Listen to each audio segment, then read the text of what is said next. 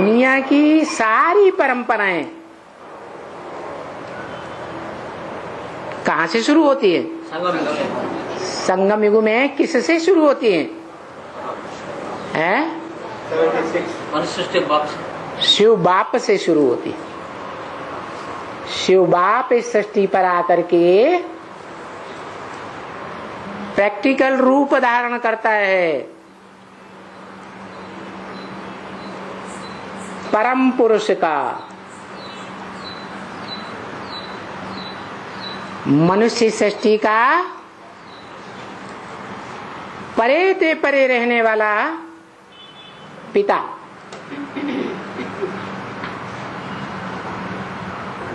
परम पिता, सिर्फ परम पिता नहीं,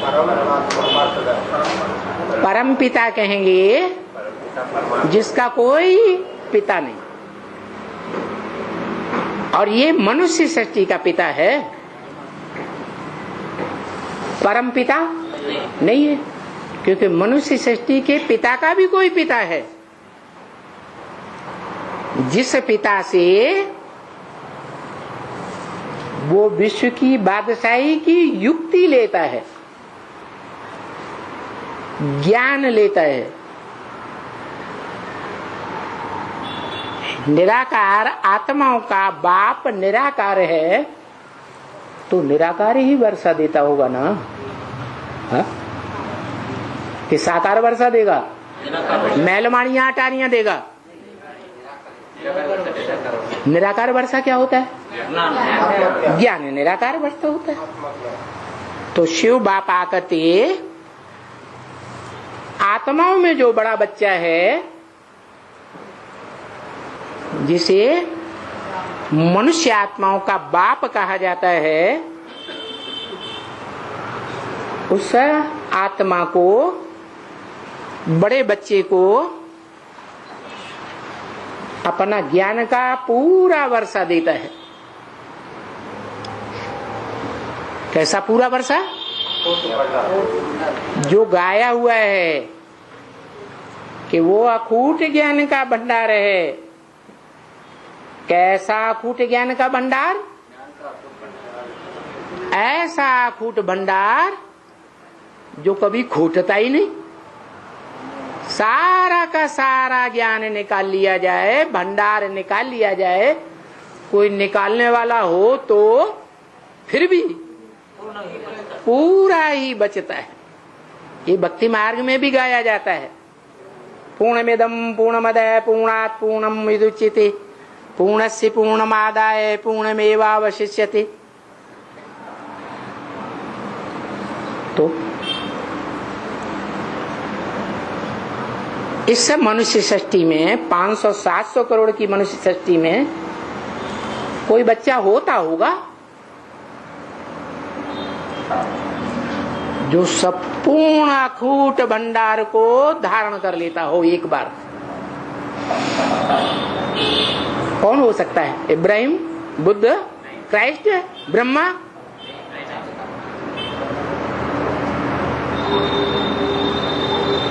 ये जो धर्म पिताएं हैं, वो पिताएं तो कहे जाते हैं, लेकिन मनुष्य सृष्टि में वो धर्म पिताएं भी एक मनुष्य सृष्टि के आदि पुरुष को मानते हैं, जिसे उन धर्मों में आदम कहा जाता है। सृष्टि का आदि पुरुष मानते तो हैं, लेकिन बेचारे जानते नहीं हैं। उसकी पूरी बायोग्राफी आत्माओं का बाप सुप्रीम सोल आकर के बताते हैं, और बताते भी हैं तो प्यार से बताते हैं, या पहले से ही मारना शुरू कर देते हैं? कितने साल तक बताते रहते हैं? 100 साल है? 80 साल हो गए। 80 साल हो गए तब से बताते रहते हैं। बोलते भी रहते हैं त्रिमूर्ति में बाप का परिचय दो, बच्चे तिक तिक करते रहते हैं, बाप का परिचय देते ही नहीं। और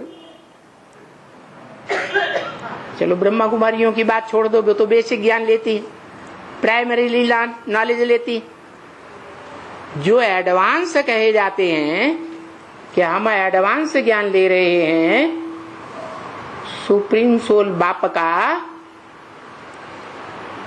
वो त्रिमूर्ति में शिव बाप का असली परिचय देते हैं, त्रिमूर्ति शिव बाप। त्रिमूर्ति के चित्र में देते हैं, अभी देते हैं। क्या देते हैं? अव्यक्त मूर्ति है, अव्यक्त मूर्ति शिवलिंग, अव्यक्त मूर्ति शिवलिंग, तो वो त्रिमूर्ति शिव होगा। त्रिमूर्ति शिव जयंती मनाता है, त्रिमूर्ति शिव जयंती मनाता, तो मानता नहीं त्रिमूर्ति जो है त्रिमूर्ति शिव, जिसका यादगार हम जयंती मनाते हैं। जय जयकार, साकार या निराकार? साकार। वो एक है वास्तव में, यह तीन अलग अलग है। एक है और उसका नाम शिव कहा जाता है, परंतु शिव की पूजा होती है? शिव की पूजा नहीं होती। भले भक्ति मार्ग में भक्त लोग समझते हैं कि ये शिव है, परंतु अगड़म बगड़म कर देते हैं, शिव शंकर मिला के एक कर देते हैं। अरे शंकर तो पुरुषार्थी है, याद का अभ्यास कर रहा है, वो संपूर्ण योगी कैसे कहें? उसे शिव कैसे कहें? सदा सत्य कैसे कहें?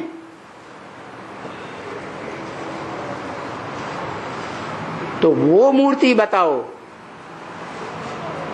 न ब्रह्मा, न विष्णु, न पुरुषार्थ करने वाला शंकर, फिर भी तीन मूर्तियों का समुच्चय है, संघात है। वो कौन है? शिवलिंग। अरे वो एक है या तीन है? हा? एक है या तीन है? एक भी है, अव्यक्त भी है, तीन भी है। तीन पात्र है, शिव बाबा, शिव बाबा,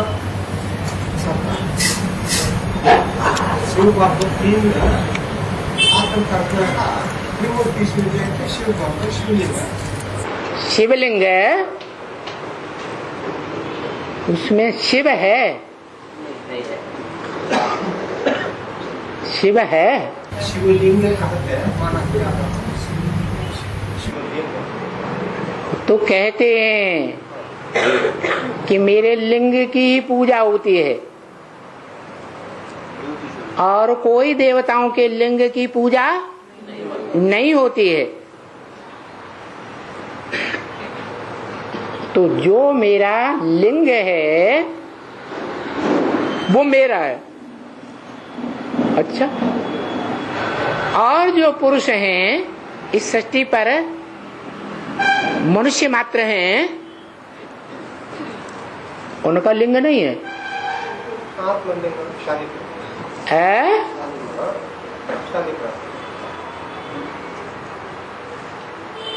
अरे औरों का भी लिंग है या नहीं? 500-700 करोड़ का, वो मेरा नहीं है। शिव समान नहीं बनता है। और हाँ, और जो मनुष्य मात्र हैं वो उस कामेंद्रिय पर पूरा कंट्रोल नहीं कर पाते, अमोघ वीर्य नहीं कहे जाते, होते भी नहीं। इसलिए दुनियावी संतान बिच्छू टिंडन पैदा करते हैं या ब्राह्मणों की सृष्टि रचते हैं? बिच्छू टिंडन की सृष्टि पैदा करते हैं।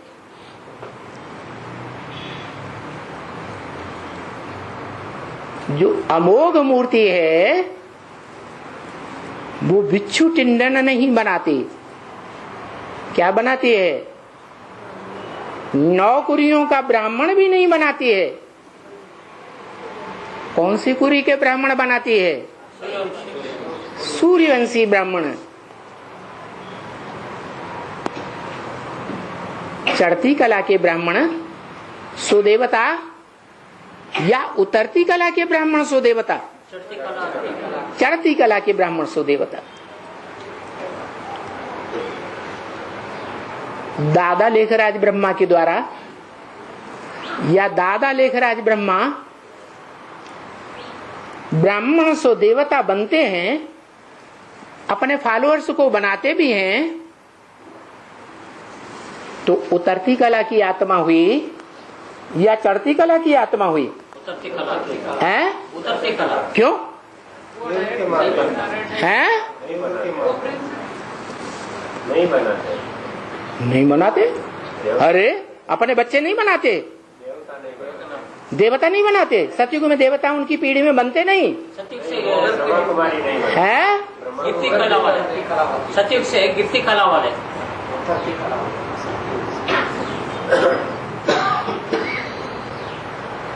सतयुग में जो पहला पत्ता होता है मनुष्य सृष्टि का, जो 16 कला संपूर्ण कृष्ण बनता है, वो भी इंद्रियों का सुख भोगता है, अतीन्द्रिय सुख नहीं भोगता है। इसलिए इंद्रियां देह का अंग होने से विनाशी सुख देंगी या अविनाशी सुख देंगी?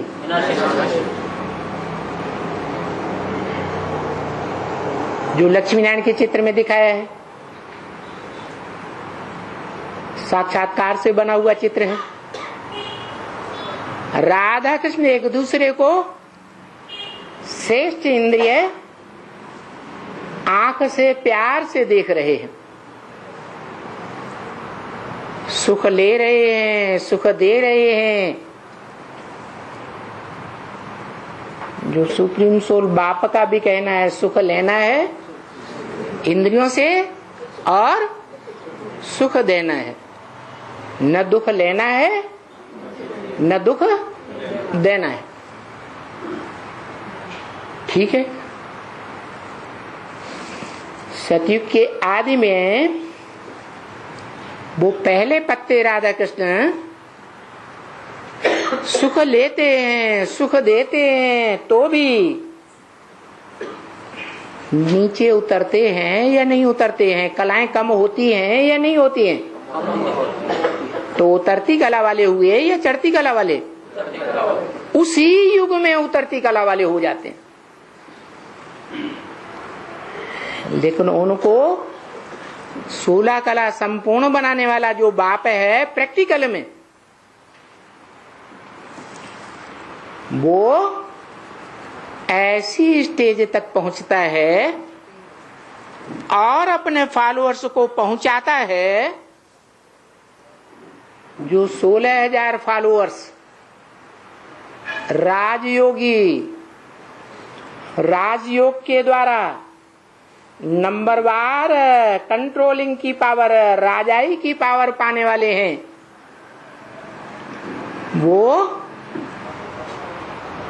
उस संपूर्ण युग में चढ़ती कला में रहते हैं, कभी भी उतरती कला में नहीं आते। क्योंकि इंद्रियों से अतीत का सुख भोगते, इंद्रियों से परे का सुख भोगते। और धर्म की आत्माएं, धर्म पिता हैं या उनके फॉलोअर्स, उस संगम युग में तो सभी होते हैं, सारे विश्व की मनुष्य आत्माएं होती हैं, लेकिन वो अतीन्द्रिय सुख नहीं भोगती, उतरती कला में ही रहती हैं, संपूर्ण योगी नहीं बनती। तो संपूर्ण योगियों को जो राजयोगी राजयोग की प्रैक्टिस करके नंबरवार इंद्रियों को जीतते हैं, पक्का पक्का आत्मिक स्मृति में स्थिर हो जाते हैं, उन सबका बाप प्रैक्टिकल में राजयोगी,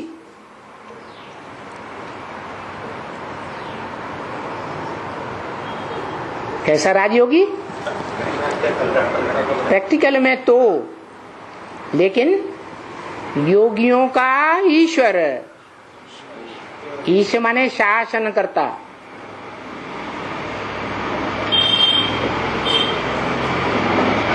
योगियों का राजा,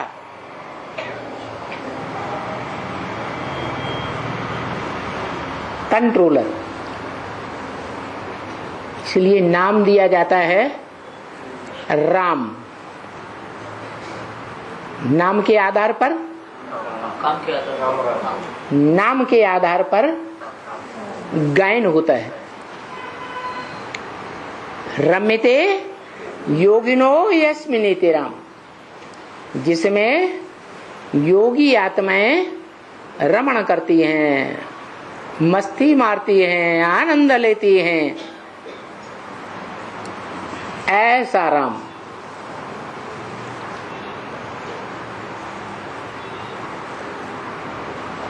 किसकी याद में? किसकी याद में? एक शिव बाबा, दूसरा न कोई है। एक शिव बाबा कौन? निराकार। तो बाबा कहाँ हुआ? निराकार तो सिर्फ आत्माओं का बाप है। बाबा कहाँ है? ग्रैंडफादर कहाँ है? है? ग्रैंडफादर तो है ही नहीं। तो कौन है?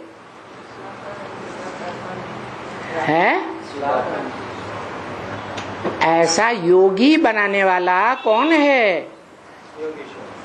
योगी ईश्वर कौन है? मनुष्य सृष्टि का साकार बाप है। मनुष्य सृष्टि का साकार बाप। मनुष्य विकारी होते हैं या निर्विकारी होते हैं? विकारियों का बाप। विकारियों का बाप कैसा होगा? है? विकारियों का बाप विकारी। तो प्रजापिता तो हो सकता है, 500-700 करोड़ प्रजा का पिता हो सकता है, सारी मनुष्य सृष्टि का पिता हो सकता है। वो तो नहीं हो सकता जो कैसा गाया जाता है? अरे जो दुनिया की सबसे बड़ी शक्ति है, उस शक्ति को धारण करने में एवर प्योर गाया जाता है प्रैक्टिकल में। कैसा प्योर? एवर प्योर कैसे? प्रैक्टिकल में कैसे? अरे याद से। प्रैक्टिकल में शरीर के द्वारा। सिर्फ याद से कहें तो क्या सन्यासी है?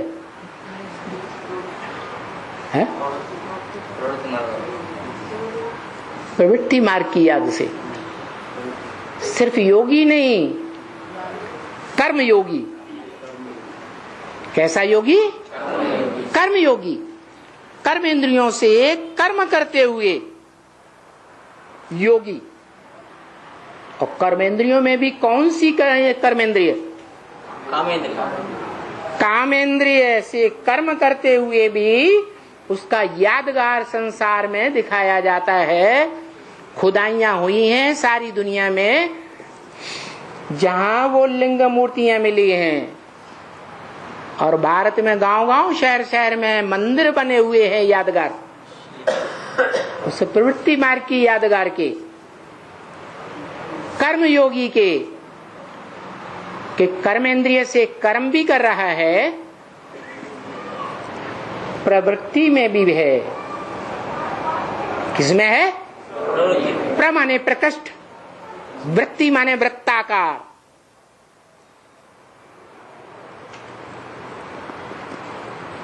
जहां जहां शिवलिंग के मंदिर हैं, वहां जलाधारी के चारों ओर अर्घा होता है या नहीं? ऐसा ऐसा गोल वृत्त होता है या नहीं? तो प्रवृत्त, साधारण वृत्ति नहीं, स्त्री और पुरुष दोनों की प्रकृष्ट वृत्ति, ऐसी वृत्ति में रहने वाला, इंद्रिय से भी प्रवृत्त, फिर भी कर्म तो करता है कर्मेंद्रिय से। ऐसी यादगार तो दिखाते हैं, फिर भी भोगी है या योगी? क्यों? सभी मनुष्य मात्र भी तो ऐसे ही करते हैं अपने प्रवृत्ति के जीवन में। वो क्यों पूजनीय? वो क्यों एवर प्योर प्रैक्टिकल जीवन में? दूसरे क्यों नहीं है? इसलिए नहीं कि जो 10 इंद्रियां हैं व्यक्त रूप में दिखाई देती हैं, उन व्यक्त इंद्रियों को कंट्रोल करने वाला जो 11वीं इंद्रिय मन है, जो 10 इंद्रियों का कंट्रोलर है, वो मन उस कर्मेंद्रिय के साथ नहीं है। मन का काम क्या है? संकल्प करना, विकल्प करना। उसका मन जो है वो ऐसा कोई विपरीत संकल्प नहीं करता है जो आत्मा का अधः पतन हो जाए। आत्मा ही सत्य है कि देह और देह की इंद्रियां सत्य हैं? आत्मा सत्य है। वो सत्य नीचे नहीं जा सकता। ऐसे वो मन कंट्रोल करता है, और उस मन को जो बुद्धि रूपी आत्मा है, तीसरा नेत्र जिसे त्रिनेत्री कहा जाता है, कंट्रोलर है। ऐसी स्थिति में इंद्रियां अपना सुख नहीं भोग सकती जब मन उनको सहयोग ही नहीं देता।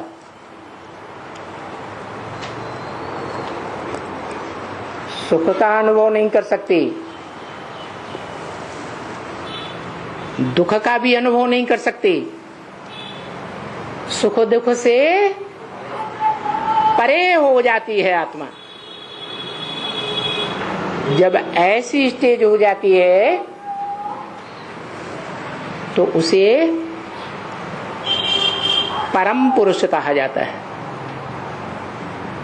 जो सदा काल के लिए संगम में परम पुरुष का पार्ट बजाता है।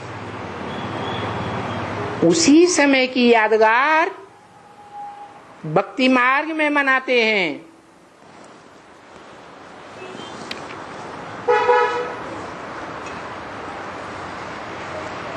शिवलिंग के रूप में।